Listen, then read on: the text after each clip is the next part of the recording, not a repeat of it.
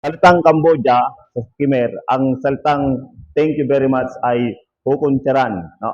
So ang church naman ay Pribihir. So kapag binanggit 'yan, ibig sabihin po ay Pribihir Hukuncharan, no? Pagkatapos wala nang si pastor, so pastor, maraming salamat din po, no? Ang pastor po, salitang pastor po dun sa salitang Cambodia o Khmer ay Lokro. So Lokro Hukuncharan. Yan po ang po, no? Pagkatapos po ay ako nga pala si Nelson Narciso po, no? Nelson Narciso, ako po ay taga Lawag City, no? Doon po sa bayan ni na Marcos, yan po, no? At na-save po ako year 1991 at ako po ay inabot ng isang soul winner, no? Na kung ito po ay aking classmates nung ako ay nag-aaral, no? At siya po, ang pangalan niya po ay siya si Rafael Asuncion. Kung nakikita niyo po yung Good Morning Coffee, yun po yung kanyang sa kanyang Facebook. Ngayon po, ako po ay yung missionary po na papunta po sa lugar ng Cambodia at Lord willing, ako po ay makabalik doon sa October o kaya November, no? Ngayong taon ito. So, pag-pray niyo po ako, no? Sa lugar po ng Cambodia ay marami pong tao po doon, no? 97% ay Buddhist. So, 97% ay Buddhist at ito po ay mga ilan-ilan lamang po yung mga Christianity o kay mga Kristiyano, no? At 2% doon po ay 2% po doon ay mga Muslim. So sige po, no, panoorin po natin muna po yung ating munting presentation po.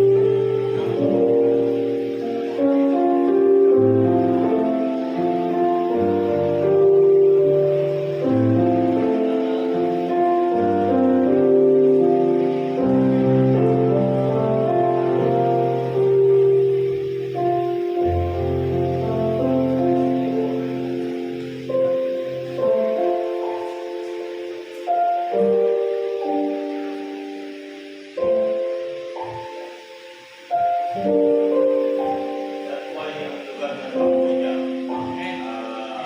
meron po tayo, meron pong mga kandoon, meron pong mga tao po doon na talaga na kailangan po sila ng mga ng salita ng Panginoon.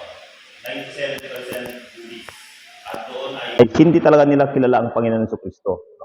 At hindi rin nila kilala ang ating religion doon. Ang alam lang nila, Buddhist. So, pupunta tayo doon para ihayag po ang salita ng Panginoon. At kung kayo po ay balak na magkaroon po ng tinatawag na mission trip, ay punta po kayo doon. I-consider niyo po ang Cambodia. At punta po kayo doon, dadaling ko kayo doon sa tinawag po nila na killing fields, na kung saan po doon pinagpapatay yung mga tao. Meron din lugar po doon na kung saan ay tortured area. Ang tawag po sa kanila ay tawag naman po nila ay S21, na kung saan ito ay isang school na kung saan doon talaga pinatay yung mga tao. Pagkatapos doon sa killing fields na sinasabi nila, doon naman po itinambak yung mga tao. At doon sa killing fields, makikita po natin yung isang puno ng akasya. Pagkatapos doon hinahampas yung bata na maliit, na yung sanggol ba, para mamatay. At doon makita po natin yung itong gantong kaluwang na kwarto ba, itong kwarto na to, itong building na to, ay sila diyan, nagtapon sila diyan ng mga kulang mga 500 tao. Pinagpatong-patong na lang pagkatapos tinabunan. Yung mga bungo kanina, nakita niyo po, ito po ay na-recover lang nila pagkatapos ay ipinakita po nila. So ginawa nilang parang tourist spot at pinakita po, hindi ko alam kung ano yung purpose nila o kaya pinapakita po nila dito yung kalupitan po ng kanilang Prime Minister na nagngangalang Pol Pot noong panahon po nila. No? At yan po, sila po ay kwan doon. Kung gusto niyo pong pumunta roon, meron po tayong pupuntahan na lugar po doon na kung saan tawagin po nila ay ito po ay tinatawag na HIV village. Doon po tayo magmi-minister, no? HIV village. So ibig sabihin po, karamihan po doon ay may sakit na HIV. Ito po ay pinagsamang Vietnam at sa Cambodians, no? So huwag kayong matakot po dun sa sakit na HIV kasi hindi naman po ito nakakahawa unless na magkaroon po ng tinatawag na intercourse. Yun po, no? So, ito po ay magmi-minister po tayo sa kanila. Alagaan po natin yung kanilang mga anak na maliliit. Then, para sila makapagtrabaho at makapag-church din po sila balang araw. At i-share na rin po natin sa kanila ang salita ng Panginoon. So, yan po yung lugar ng Cambodia, no? At kung gusto niyo pumunta po, ay kunin niyo po yung minsan yung mas maganda po pumunta po tayo. Kapag pupunta po tayo doon ay mas maganda mag-Vietnam na lang po tayo. So sa Vietnam, pagkatapos mag-bus na lang tayo papuntang Cambodia. By land po pwede naman po, no? O po pwede naman po diyan sa Kwan, po pwede naman direct flight, mas mahal nga lang. Pero po pwede rin dito sa Malaysia pagkatapos Cambodia, no?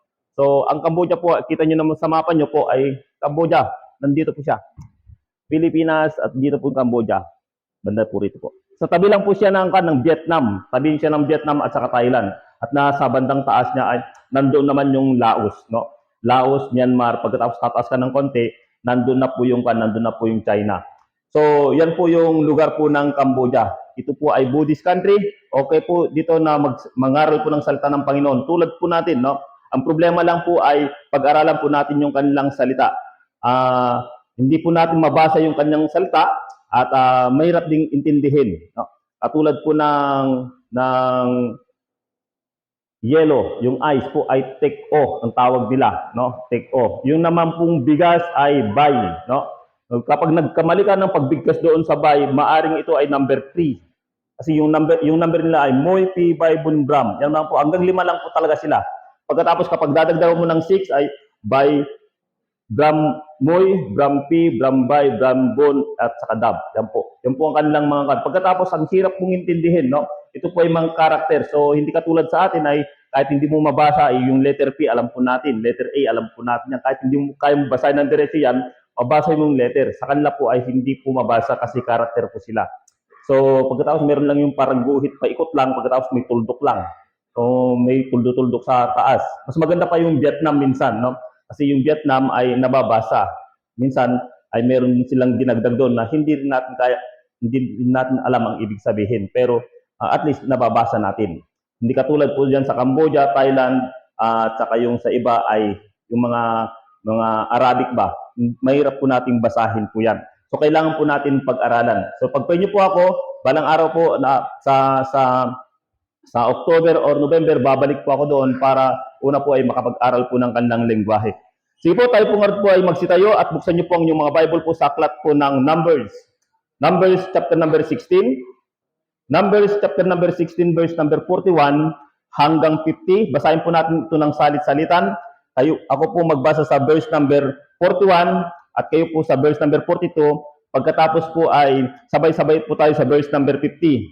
Numbers chapter number 16 verse number 41. But on the morrow, all the congregation of the children of Israel murmured against Moses and against Aaron, saying, Ye have killed the people of the Lord. Verse number 42.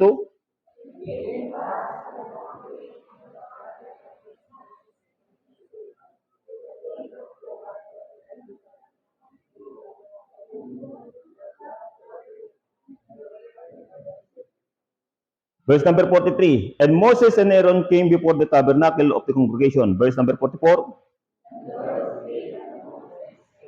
Verse number 45. Get you out from among this congregation, that I consume them in a moment, as in a moment. And they fell upon their faces. Verse number 46.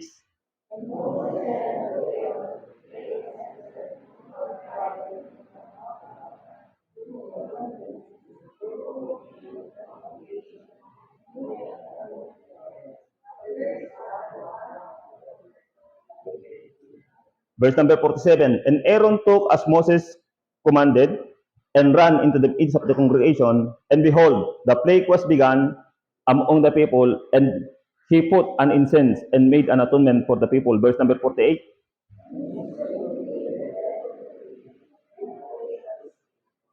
Verse number 49.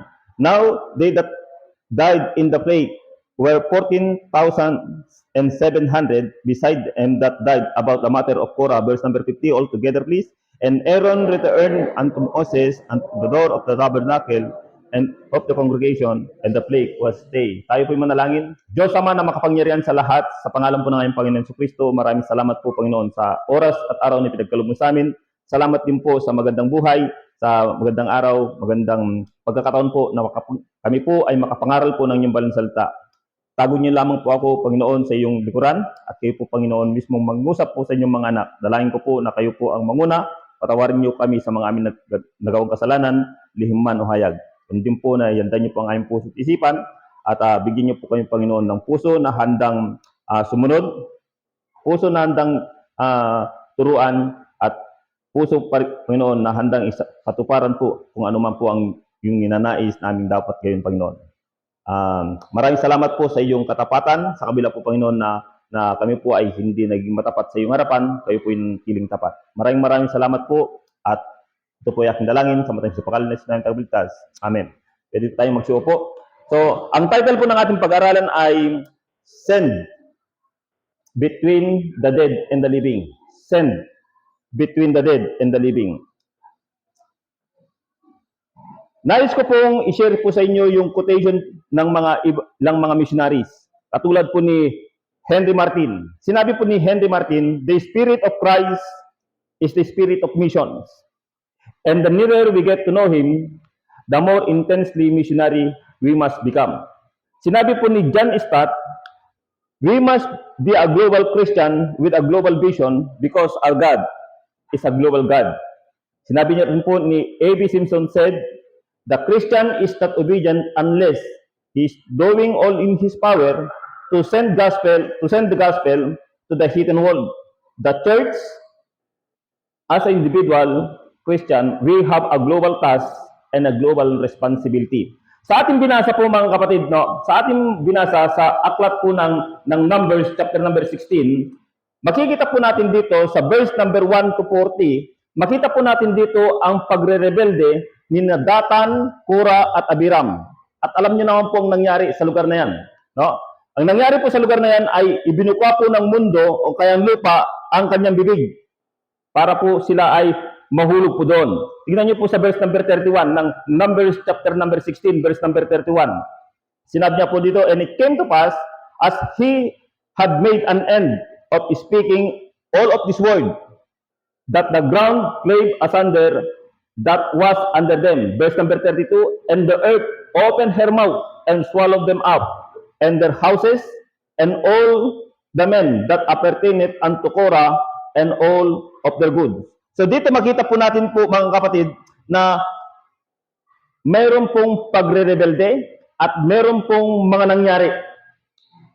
At ang pangyayaring po yan ay makita po natin po na sa ating binasa na ang mga children po ng Israel ay sinisisi nila ni Moses sa pagkamatay ng mga tao.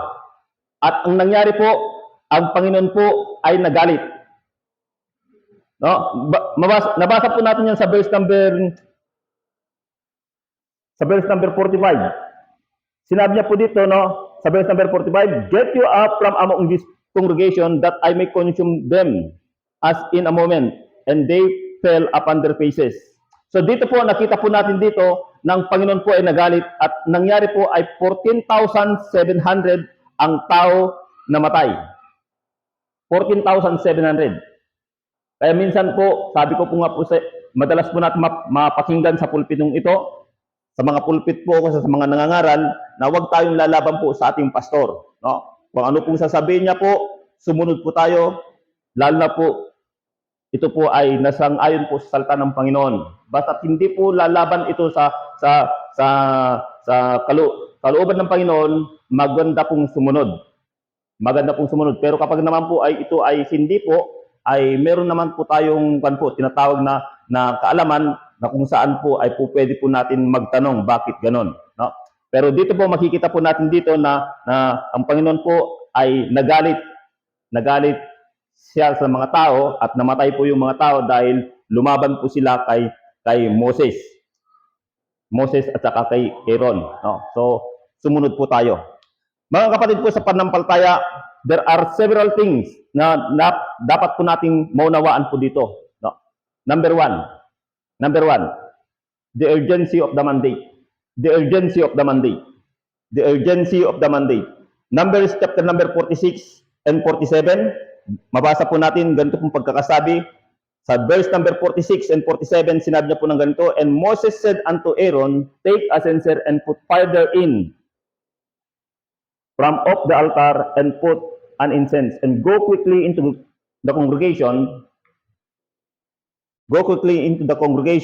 and make an atonement for them, for there is a wrath gone out from the Lord, the plague is begun." Verse number 47, "And Aaron took as Moses commanded, and ran into the midst of the congregation, and behold, the plague was begun among the people, and he put an incense and made an atonement for the people." So dito mga kapatid, makita po natin dito ang naging response ni Aaron. Agad siyang pumunta. He goes quickly into the congregation, he ran quickly in the midst of the congregation.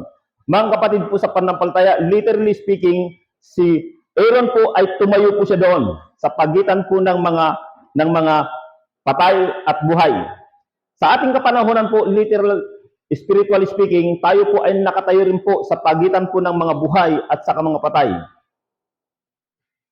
Patay, kasi sila po ay wala pong personal na relasyon sa Panginoon Jesucristo. Spiritually dead po sila. Sila yung tinatawag nating living dead. Yun namang mga buhay, meron silang mga personal relationship sa Panginoon, meron silang Kristo sa kanilang buhay, pero wala naman po itong mga ginagawa. So, we are standing literally between the dead and the living. Isa pong ilustrasyon dito, makita po natin dito si Apostol Pablo. No? Tignan niyo po sa aklat po ng Acts chapter number 16. Acts 16 verse number 9 and 10. Acts 16. Acts 16 verse 9 and 10, sinabi niya po dito, "And a vision appeared to Paul in the night. There stood a man of Macedonia and prayed him, saying, Come over into Macedonia and help us." Yan po, no? "And after he had seen the vision, immediately we endeavored to go into the Macedonia assuredly, gathering that the Lord hath called us for to preach the gospel unto them." So dito po, mga kapatid, si Apostol Pablo agad pupunta. Ganun din po doon po sa aklat po ng Acts chapter number 8. Makita rin po natin dito ang isang tao po, nagngangalang Philip. Acts chapter number 8, verse number 30. Acts 8:30. "And Philip ran thither into him, and heard him read the prophet Isaiah and said, understandest thou what thou readest? Mga kapatid po sa panampalataya, totoo po na marami po nagbabasa po ng Bible. Parehas na King James Version yan. Parehas. Ang tanong, naintindihan ba ang binabasa? Kaya minsan po makikita po natin dito, marami po mga, kapag pakikinggan po natin ang kanilang mga sinasabi, may mga, ang layo naman yata yung ilustrasyon, ang layo naman yata ang kanyang sinasabi. Kasi hindi nga naintindihan. Tulad po dito, yung eunuch po dito po mga kapatid ay hindi ka po pwedeng maging eunuch na pagkatiwalaan ng isang reyna kung wala kang alam. So dito makita po natin dito, hindi lahat po nagbabasa ay naintindihan. Naintindihan po nilang kanilang binabasa. Nakakalungkot po yan. Kaya minsan, makikita po natin, si Jesus Christ nga, hindi makapunta sa langit na eh. Di ba? Narinig yun. Nakakalungkot yan. Si Jesus Christ hindi makapunta sa langit kasi kinuha niya yung ating mga kasalanan. Yun ang sinasabi ngayon. Di ba? Yung iba, wala na raw impyerno. Yung iba, dito na raw yung kanilang kaharian. So, paano nangyari po yun? Simple lang po. Sinabi ng Bible, understandest thou what thou readest. So, dito mga kapatid, makita po natin, tulad po ng isang ambulansya. Ambulance runs very fast because he's trying to spare someone's life. Mga kapatid po, nais ko pong maramdaman po natin yung urgency of taking the gospel to the lost. The longer we wait, the more people die and go to hell. Yan po yung dahilan po kung bakit po tayo nagsoul winning. Yan ang dahilan kung bakit po natin dapat tayo mga Kristiyano ay magmamadaling iabot man lang kahit yung gospel tracts man lang sa kanila. Para po mabasa po nila yan, kumilos ang banal na Espiritu sa kanila at makakilala po sila sa ating Panginoon bilang kanilang Panginoon at sariling tagapagligtas. Dito po sa lugar po natin, especially sa lugar ng Cambodia, talagang hindi po nila alam ang pangalang Jesus. Yung ang iba, sabi po yun sa Sunday School kanina, meron ng isang pelikulan, sabi niya ay Bruna ang tawag kay Jesus Christ. Nakakalungkot yan, witness na, minsan narinig ko na ako nasa Aurora province po ako, narinig ko yan. Ano ba sabi ni bro? Oh, sino bro? Hindi ko kilala si bro. Wala akong kilalang bro. No. Baka ikaw. Hindi ko alam kung ano sinasabi mo, sabi ko sa kanya. Pero kapag nung sinabi niya si Jesus Christ yan, hindi bro yan. Yan ay ang aking Panginoon.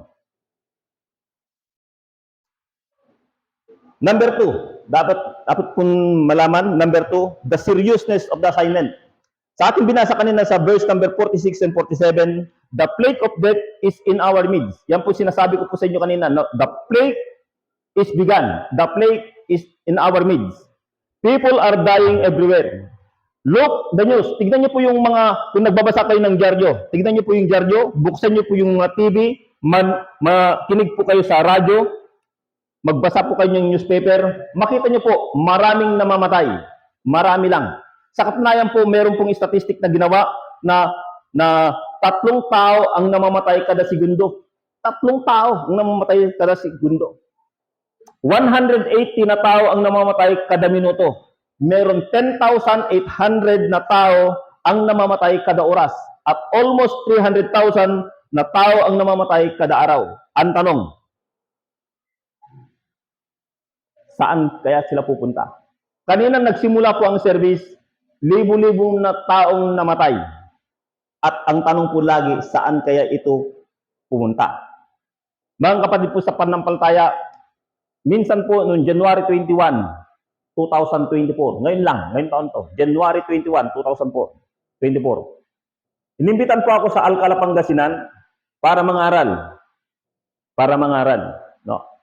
Pagdating ko po, sabi ko, Sabado pa lang sabi ko kay Pastor, katulad po ng madalas kong ginagawa, katulad din po, ngayon po, no, kahapon, dumating ako kahapon. Kaso lang mas mahaga akong dumating doon. Dito, late, gabi na ako dumating eh. Sabi ko kay Pastor, darating po ako dyan ng maaga. So, hinintay nila ako. Sabi ng Pastor, hinintay ka namin, bakit ka na late? Sabi sa akin, Pastor, sabi ko sa kanya, hindi ko pa siya alam yung daan papunta dito sa inyo. Hindi ko alam kung anong sasakyan ko. So, may nakapagsabi sa akin, sakay ako ng ganito. So, ginawa ko yon, sa biyaya ng Panginoon, nakarating ako. Sabi ko sa kanya. Sabi niya sa akin, okay lang. Hindi rin naman kami nakalabas, sabi nila, kasi sasama sana ako sa visitation at sa soul winning nila. Okay lang, hindi rin kami nakalabas kasi may namatay na member. Tingnan nyo, kararating ko lang. may namatay na. Sabi sa akin, anong plano mo? Sabi sa akin, Pastor, ikaw, kung anong plano nyo ngayong araw, ngayong maghapon bukas, nasa inyo po ako. Bahala po kayo. Sabi, sige. Sabi niya sa akin, ikaw nga ang mangaral, sabi niya sa akin, ikaw ang mangaral doon sa isang kapatiran na namatay. Mangaral ka ng Saturday night and Sunday night. Pagkatapos, mangangaral ka pa ng Sunday, sabi sa akin. Sige, Pastor, no problem. So, sa madaling sabi, Sabado ng gabi, nangaral ako kasi may sapatay, kasi may namatay na. Tatandaan po natin, kararating ko lang may namatay. So, nangaral ako doon ng gabi. Pagdating ko ng linggo, Sunday, katulad po ngayon, no? Sunday. Nangaral ako hanggang alas 12. So, sana mabot tayo ng alas 12, no? So, hanggang alas 12. Pagdating po ng bandang 1:30, mag-resume po kami. Magre-resume po kami. Sabi ng pastor, yung isang kapatiran ay hindi nakarating yung buong pamilya kasi namatayan sila. Dalawa nang namamatay. Nangaral ako ng kinagabihan doon sa patay ulit. Kinalumisan, sabi ng pastor, sunduin kita bukas. Dito ko na lang sa bahay kumain. Sabi ko, sige pastor. Meron kaming isang kasamang bata, 19 years old. Kasi kasama natin siya. Kumain siya, kasama ko siyang kumain, kasama ko siyang namasyal, kasama ko kung saan kami pumunta. Muntik ko siyang kadabing matulog. Pero sabi ni pastor, umuwi ka. Umuwi ka doon sa bahay at matulog ka doon. Huwag mong istorbohin si pastor o si missionary. Huwag mong istorbohin, sabi niya sa kanya. So madaling sabi, yung bata, Justin ang pangalan, umuwi. Oras ng alas 8 ng umaga, sinundo ako ni pastor. Tayo na para kumain at ihatid na kita, sabi sa akin. Sige po. Habang kumakain kami, hindi pa namin nakakalahat yung pagkain. May tumatawag na sa telepono. Sabi niya, Daddy, sabi yung anak ni pastor. Si Justin, hindi magising. Sa araw na yan, 3 namatay. 3 namatay. So, meron pong namamatay. Huwag po natin baliwalayin yan. Totoo po yan. 3 ang namamatay kada segundo po. Sa Luke chapter number 10, verse number 2, the Bible says, Therefore said he unto them, The harvest is truly great, but the laborers are few. Pray ye therefore the Lord of the harvest, that he would send forth laborers into his harvest. John chapter number 4, verse number 35. He said, Say ye not, there are yet 4 months, and cometh harvest. Behold, I say unto you, lift up your eyes, and look on the field, for there are white ready to harvest. Mga kapatid po sa pananampalataya, simple lang, no?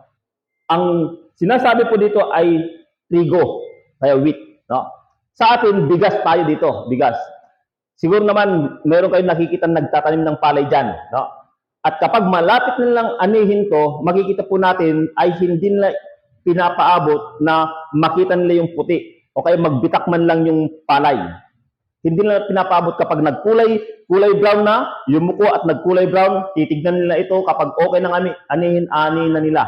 Hindi nila papaabutin na ito po ay makita nila yung kulay puti, yung pinakalaman po ng palay. Hindi po nila papaabutin yan. Dahil kapag nakita nila yan, ang susunod yan ay babagsak po sa lupa. Kapag bumagsak sa lupa yung bigas, hindi mo yan mapapakinabangan. Kaya, the harvest is the most crucial part in farming. You have to harvest the grain at the right moment, otherwise it will destroy. Hindi mo yan talaga mapapagkinabangan. Katulad na lang maghagis ka ng isang bigas dyan, ng isang kilong bigas dyan sa batuhan. Pagkatapos, sige nga, kunin mo isa-isa yan. May pansalandra ka ba doon para may hiwalay mo ng todo yung bigas lang? Wala, di ba? Ganun din po saan tayo mga kapatid po sa pananampalataya. Magmadali po tayo na mag-abot po sa mga kalwa. Sila po yung namamatay. Mga tao po yung namamatay. Ang tanong po dyan ay saan sila pumunta?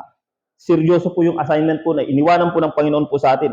Number 3, the severity of judgment. Severe po ang judgment. Sa verse number 44 to 49, sa ating binasa kanina, sinabi niya po dito, 17,700 ang taong namatay. The question is, where did those people go? The Bible tells that there are only 2 places where people will spend eternity. Dalawa lang po. Wala pong purgatorio. Mayroon impyerno, meron din langit na tinatawag. Pero wala pong purgatorio. Ang Bible pong ito mga kapatid, binabasa ko 2 beses sa isang taon. 10 chapter a day. 10 chapter a day. Lampas po yan, pero hanggang dalawa lang ako, 2 beses lang. Pero minsan sinubukan ko, naka-1 kalahati ako, no? 2 kalahati. So 10 chapter a day, binabasa ko yan. At wala po ako nakitang tinatawag na impyerno, na purgatorio, sorry, no? Wala pong purgatorio. Kahit yung idea po ng purgatorio, wala po. At nakita ko po sa Bible na meron lamang pong isang tagapagligtas. Ang pangalan niya po ay Jesus at wala na pong iba, no? So dito po makita po natin dito, meron pong patutunguhan po ang tao kapag siya namatay. Sa Matthew chapter number 7 verse number 13 and 14, makita po natin dito yung narrow way at saka yung broad way. Alam naman po natin na mga ilan lamang ang nakakasumpong niyan at doon sa Broadway ay maraming pumupunta roon at ito ay patungo sa tinatawag na kapahamakan. Makita rin po natin dito mga kapatid sa Luke chapter number 16 verse number 19 to 31 yung isang taong mayaman at saka yung isang taong mahirap. Diyan po nagpapatunay po na mayroong totoong kahirapan. Diyan po nagpapatunay na mayroong pong totoong impyerno.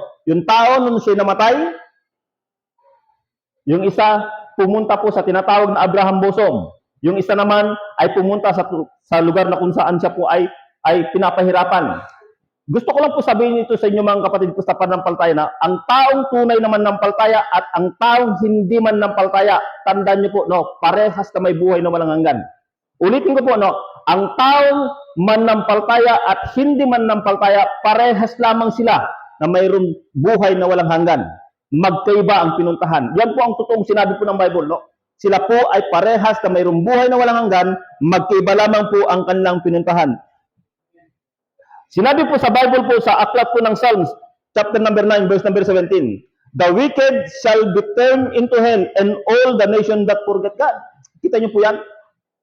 Sinabi niya po dyan ay the nation that forget God. Ay, the wicked shall be turned into hell and all the nation that forget God. Minsan ginagawa po nilang joke lang ang tinatawag na impyerno. Pero hindi lang nila alam kung gaano kahirap ang pumunta sa impyerno. Actually, yung tao dun sa impyerno po, nananalangin. Marunong manalangin. Mission-minded pati. Mapagmahal sa kanyang mga kapatid. Nanalangin nga di ba? Sabi niya, amang Abraham, sabi niya, bangunin mo sila sa mga patay, sabi niya, at papuntahin sa aming bahay sapagkat meron akong 5 kapatid doon. Di ba? Pero ano sabi po ni Abraham doon? Sabi niya po, nandun si Moses, nandun yung mga propeta. Hayaan mo silang makinig sa kanila.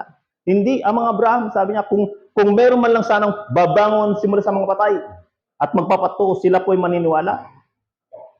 Alam niyo po, 2,000 years ago, meron pong isang tao, sinasabi ng tao, namatay, inilibing at muling nabuhay. Ayaw pa rin maniwala ng karamihan. Yan po ay ang Panginoon Hesus Kristo. Namatay siya, inilibing siya, muli siyang nabuhay, nagpakita, ipinangaral ng marami pa rin po ang hindi naniniwala. Kaya hindi po yan ang kaparaanan po kung paano po maligtas ang isang tao. Mga kapatid po sa pananampalataya, kung ang isang bahay po ay nasusunog, kung isang bahay po ay isang nasusunog, yung kapitbahay natin o bahay po natin ang nasusunog, tayo po ay nagmamadali para makapagligtas ng mga ilang mahalagang gamit sa bahay na yun. Diba? Pero, sa spiritual na bagay po mga kapatid, nawa, maintindihan din po natin yung severity ng judgment. Ang tao po ay namamatay, na kapag sila'y namatay na walang Kristo sa kanilang buhay, sila po ay tutungo sa tinatawag na dagat-dagatang apoy, magpakailanman. Sana dyan po tayo mag-concentrate mga kapatid. Sumama po tayo sa pag-akay ng mga kalwa. Mag-soul winning po tayo, Bible study, mag-disciple din po tayo. Magbigay tayo ng tracts. Meron ba akong maalala isang kwento, sinabi niya po, yung kanyang nanay, yung isang tao, no, sinabi niya, siya po ay graduate ng mechanical engineer. Paggising niya sa umaga, yung nanay niya ay inabutan siya ng gospel tracts. Sabi niya, anak, pakibasa mo ito habang naglalakad ka o kaya habang nasa trabaho ka, pakibasa mo ito, huwag mong kakalitaan. Sabi niya, sumagot yung kanyang anak, sabi niya, Nay, sabi niya, kahit saan ako magpunta, meron nagbibigay sa akin nito. Nung sumakay ako ng taxi, may nag-abot sa akin ito, sabi niya. Sumakay ako ng tren, may nag-abot sa akin ito, sabi niya. Nung sumakay ako ng eroplano, meron ulit nag-abot sa akin ito. Nagbarko ako, meron ulit nagbigay sa akin ito. Pumunta ako sa ibang lugar, meron ulit nagbigay sa akin yan, sabi niya. Nay, saan ako pupunta para wala nang makapagbigay sa akin ng ganito? Yung nanay niya sumagot at napaluha siya. Sabi niya, anak, gusto mong walang magbigay sa inyo, meron lamang akong isang lugar na walang magbibigay sa inyo. Saan yung nanay? Sabi niya, punta ka sa impyerno. Walang magbibigay sa inyo ng ganyan. Sabi niya. Nakakalungkot lang dahil tayo po ay minsan baliwala lang yan sa atin. Minsan, nadi-discourage tayo kasi sa halip na basahin ay sinisira nila sa ating harapan. Okay lang yun. Huwag kayong mag-alala. Hindi naman tayo ang kanilang mga pinapahiya eh. Hindi tayo. Kundi ang Panginoon ang kanilang pinapahiya. Tignan niyo po sa aklat po ng John po. John chapter number 11 po. John chapter number 11 verse number 45 o 48, sorry, no. John chapter number 11 verse number 48. John 11:48.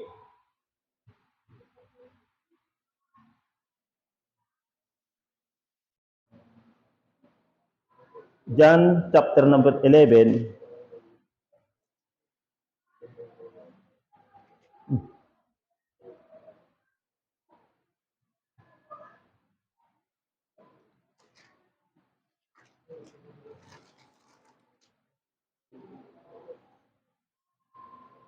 Sorry, John chapter number 12 verse number 48. John chapter number 12 verse number 48.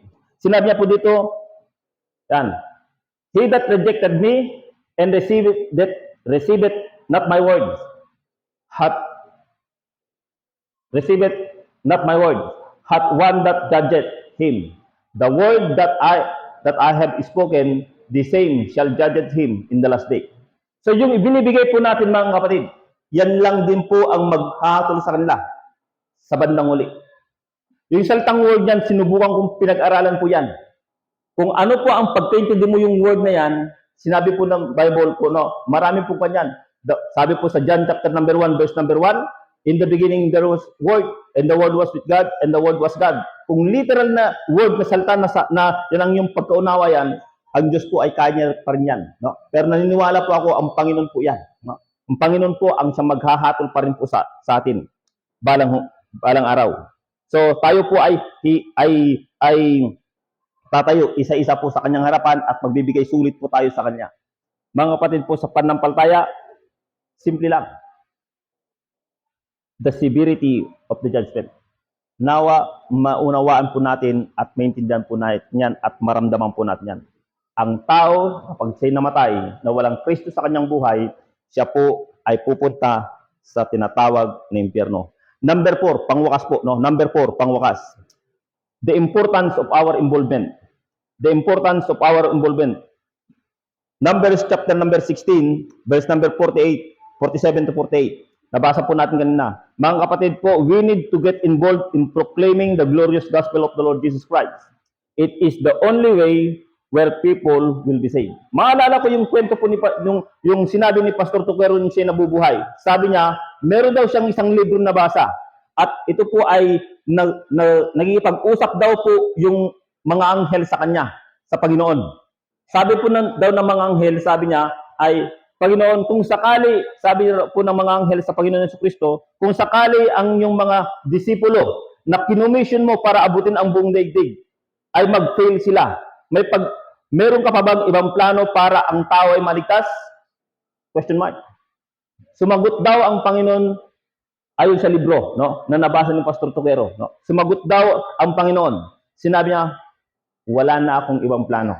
Yan lamang ang nag-iisang plano na aking gagamitin para maligtas ang buong daigdig. Mga kapatid, napakahalaga po ang ating involvement, no? Napakahalaga po. We need to get involved in proclaiming the glorious gospel of the Lord Jesus Christ. Sinabi niya, it is the only way where the people will be saved. Noon nasa Cambodia po ako mga kapatid, abang ako po nakatayo dun sa palace po nila, no? King Palace. habang nandun po ako sa labas, nakita ko po napakaraming tao. At nagdala po ako ng gospel tracts doon. Almost 1,000 gospel tracts. Wala pang 30 minutes, ubos yung 1,000 gospel tracts ko. Dito, hirap tayong magbigay niyan. Kasi mga ilan-ilan yung ating mga ilan-ilan lang yung mga tao na ating kailangan natin maglakad. Doon, tumayo lang ako. Pagkatapos, bigay lang. Na inasahan ko lahat ng daraan sa aking harapan ay hindi ko nabigyan. So daan lang sila, nakatayo lang ako, bigay lang. Yun lang aking ginagawa. Ukon. Ibig sabihin, thank you lang. Wala naman akong sabihin doon, kundi thank you lang at saka thank you very much. Na, ukon lang, bigay, ukon. Yan lang, sabihin ko sa kanila. So 1,000 gospel tracts, wala pang 30 minutes, ubos. Sabi ko, Lord, please send more laborers into your harvest field. Kinagabihan, habang binabasa ko ang aking Bible, dinala ako ng Panginoon po sa aklat po ng Ephesians chapter number 5, verse number 16. Sinabi niya po doon, redeeming the time because the days are evil. Kinamagaan, punta ako ulit doon, dala ako ulit, bigay ako ulit. Kaya sabi ko, Lord, magpadala po kayo ng iba, huwag naman po ako.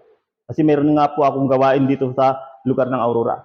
Pero alam niyo po, sabi ng Panginoon, sa ating devotion, kinagabihan ulit, itong sinabi ng Panginoon, Ezekiel chapter number 22, verse number 30, and I sought for a man among them that should make up the heads and stand in the gap before me for the land, that I should not destroy it. May karugtong po yan. Sabi niya, but I found none. Walang matagpuan po ang Panginoon. Sabi ko, Lord, sige, basta't samahan mo ako. Hindi ko po kaya yan. Samahan niyo po ako, pupunta po ako. Kaya, nung 2022, kinausap ko ang aking pastor. Sabi ko, Pastor, punta po ako ng lugar ng Cambodia to be a missionary. Mga kapatid po, sa pananampalataya, God is looking for someone He could use where you work to tell them about Jesus. God is looking for someone where you go to school to tell them about Jesus. God is looking for someone where you live to tell them about Jesus. God is looking for someone to tell the children, the youth, the mother, the father, the widow, the inmates, the hospital patient, the deaf, the blind, the slow learner in our city to tell them about Jesus. The question is, are you available? Nakakalungkot lang po mga kapatid, no? Marami po tayong mga ginagawa. Busy po talaga tayo. Pero pagdating po sa gawain po ng Panginoon, tayo po ay lahat pagod na. Kahit ngayon minsan ay hindi tayo available, nagiging available tayo. Basta't patungkol sa kamunduan ang pinag-usapan. Pero pagdating po sa gawain ng Panginoon, naka-reserve po tayo dyan. Bigyan ko yun ng isang halimbawa po. Ito po ay totoo pong pangyayari po sa aking buhay. Na nalaman ko yung team nyo kanina. Nakita ko doon kanina eh. Rooted in love. Amen. Young people, meron akong bibitawang salita sa inyo. Sana pagbulay-bulayin nyo ito. No? Lalo yung mga gusto manligaw, gusto nang magpakasal, yung mga naka-engage ba. Year 2012, meron akong sinabihan dyan. Actually, kakasal ako 2012 dapat. Sana, pero hindi natuloy. Okay lang yan. Kasi hindi natuloy, di ba? Sabi ko sa kanya, simple lang ang tanong. Ano ang basihan mo, bakit gusto mong magpakasal na sa akin? Ano ang basihan mo? Sana tanongin niyo rin po yan. What is your basis of love to me? Year 2009, kung hindi ako magkamali, meron po akong Sunday school teacher. Tinanong ko yun sa kanya. Yung aking Sunday school teacher, meron siyang asawa, of course. Meron siyang anak. Tinanong ko sa kanya kasi pinag-usapan po namin about love. Sabi ko sa kanya, Sir, po pwede magtanong. Sige, sabi niya sa akin. Ano ang basihan mo, bakit mo pinakasalan si Madam? Dumating si Madam, yung asawa niya. Alam mo, sabi niya po, ito yung sabi niya, no? mahirap sagutin yung tanong mo pero ito yung sagot, sabi niya. Kasi ito yung sabi niya, ito ay ikon lang, no? Sabi niya, eksaktong pagkakasabi niya, sasabihin ko lang din, huwag kayong magkaroon ng mali siya. Lalaki itong nagsasabi to, no? Kasi siya tinanong ko, Sir, ano ang basihan mo sa pag-ibig mo kay Madam? Bakit mo ito pinakasalan? Sabi niya, nagkaroon kasi ng parang paru-paro sa aking tiyan, sabi niya. Sabi ko sa kanya, Sir, kung ako ang babae, kahit meron tayong anak, sabi ko sa kanya, narinig ko ang sagot mo yan ngayon, sabi niya, ngayon din, sa araw nito, hiwalayin kita. Vice versa yan, sabi ko sa kanya. Kung ikaw naman ay babae, sinagot mo yan sa akin, sabi ko sa kanya, ngayon din araw na ito, hiwalayin kita. Pagkatapos ko ng 5 taon, yung dalawa nagkahiwalay. Alamin nyo na lang po kung anong dahilan. No? We need to get involved to the work of God. Let us do what we can do. Let us use what we can use to the harvest of soul. Meron pong isang ilustrasyon, tatapusin ko po sa isang ilustrasyon po to. Yung mga, noong year 1990 po, 1997 po, dito po sa ating bansa Pilipinas, meron pong tinatawag na swarm of locusts. No? Yung mga tipaklong ba? Sa araw na yan, marami pong mga tao po ang nagtulong-tulong para mag-ani ng palay. Maggapas ba ng palay ba? Ginamit po nila ang iba't ibang klase po ng mga gamit doon sa paggagapas. Isa po yan yung kumpay, yung karit, no? May gumamit po ng kutsilyo, meron ding gumamit po ng tinatawag na itak. Pero meron pong isang tao po diyan na meron siyang kakaibang ginamit. Ang ginamit niya po ay mga lata na walang laman, lata ng sardinas actually. Yan po ang kanyang ginamit. Sa tingin niyo para saan po 'yon? Tatandaan niyo po ang problema nila ay mag-ani po ng palay. Mag-aani sila ng palay. Ginamit ay nandito yung karit, nandito yung kutsilyo, meron ding itak. Pero yung isa gumamit siya ng empty cans, lata ng sardinas na walang laman. Sa tingin niyo para saan 'yon? Huwag niyo sabihin sa akin po na lagayan ng palay yan. Yung baka yung 1 kilong palay ay ang daming latang kailangan niya, di ba? Ang ginawa po nito, ang pangalan niya po ay Camilo Napila, no? Taga Iloilo. Ito po ay ginamit niya ito, tinalian niya ito, pagkatapos hinila niya ito, paikot doon sa palayan. Ang purpose niya para itaboy po yung mga tipaklong para lumipad sila at pumunta sa ibang lugar. So, mga kapatid, yan po ang spirit na kailangan po ng mga Kristiyano ngayon. Nasasabi nila, I'll do this, I use this to the harvest of soul. At mga kapatid, no, hindi man po natin mapapahinto ang pagpunta ng mga tao sa impyerno kasi meron at meron lang pupunta. Pero naniniwala po ako, kapag gagawin po natin lahat ng ating kakayahan, mababawasan naman. Ang tanong, available po ba tayo na gawin po ang mga bagay-bagay na yan? Tayo po yung lahat ay magsitayo at tayo po yung manalangin. Tayo po yung magsitayo, tayo po yung manalangin. Pakiyuko po ang ulo, pakipikit ang mata, tayo manalangin. Diyos, sama na makapangyarihan sa lahat, sa pangalan po ng aming Panginoon Kristo, muli po Panginoon, maraming salamat po oras at araw na pinagkaloob sa amin. Salamat din po sa pagkahayag ng inyong banal na salita. Habang nakayukot po ang inyong mga ulo, nakapikit ang inyong mata, tawagin ko po si Seth. Seth.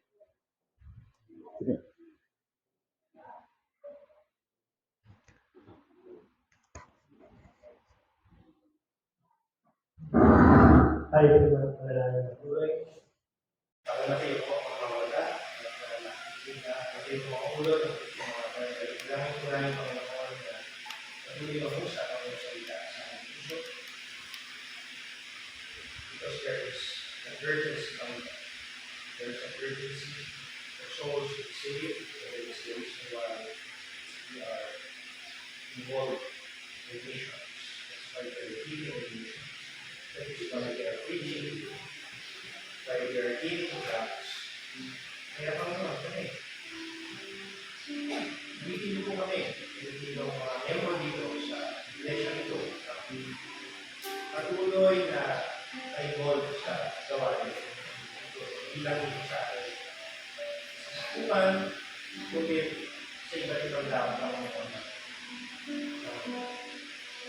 We pray Panginoon na patuloy niyo pong gamitin ang aming pastor at ang mga members dito. Lalong-lalo na Panginoon, mga nag-commit, nagtutulong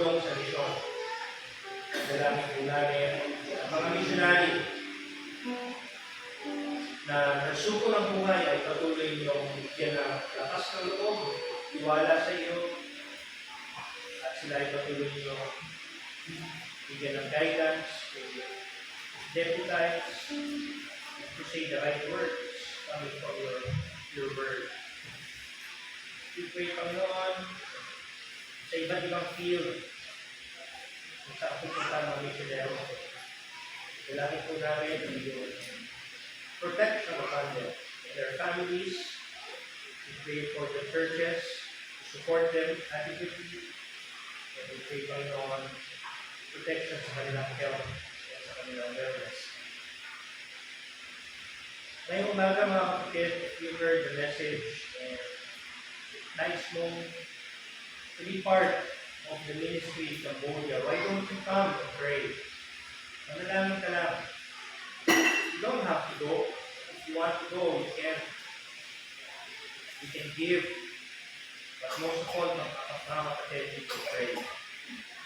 Be a part of the work in Cambodia, winning souls to Christ in Cambodia. You cannot go, you can give, you can pray.